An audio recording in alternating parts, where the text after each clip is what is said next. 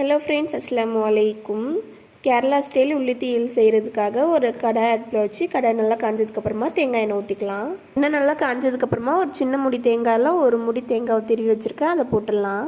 தேங்காய் இந்தளவு வறுப்பட்டதுக்கப்புறமா ஒரு கொத்து கருவேப்பிலை போட்டுக்கலாம். தேங்காய் நல்லா செவந்து வர வரையும் வறுத்து விட்டுக்கோங்க. இது கூட ஒரு டேபிள் ஸ்பூன் மிளகாத்தூள் போட்டுக்கலாம், 1 டீஸ்பூன் மஞ்சத்தூள். தேங்காய் இந்தளவு நல்லா செவக்க வறுப்பட்டதுக்கப்புறமா அடுப்பு ஆஃப் பண்ணிக்கோங்க. வறுத்த தேங்காயை மிக்சியில் கொட்டி தேவையான அளவு தண்ணி ஊற்றி நல்லா பேஸ்ட்டாக அரைச்சிட்டு வந்துக்கோங்க. அதே கடாயில் தேங்காய் எண்ணெய் ஊற்றிக்கலாம். எண்ணெய் நல்லா காஞ்சதுக்கப்புறமா கடுகு போட்டுக்கலாம். கடுகு நல்லா பொரிஞ்சதுக்கப்புறமா 3 வரமிளகா ஒரு கொத்து கருவேப்பிலை போட்டு தாளிச்சிக்கோங்க. இது கூட 3 கைப்பிடி சின்ன வெங்காயம் போட்டுக்கலாம். இது கூட ஒரு எலுமிச்சப்பழம் சைஸ் புளியை கரைச்சி வச்சுருக்கேன், அதை ஊற்றிட்டு அரைச்சி வச்சுருக்க பேஸ்ட்டையும் போட்டுடலாம். இது கூட தேவையான அளவு உப்பு போட்டு மூடி வச்சு கொஞ்சம் நேரம் கொதிக்க விட்டுருங்க. வீடியோ பிடிச்சிருந்தா நம்ம சேனலை சப்ஸ்கிரைப் பண்ணிக்கோங்க.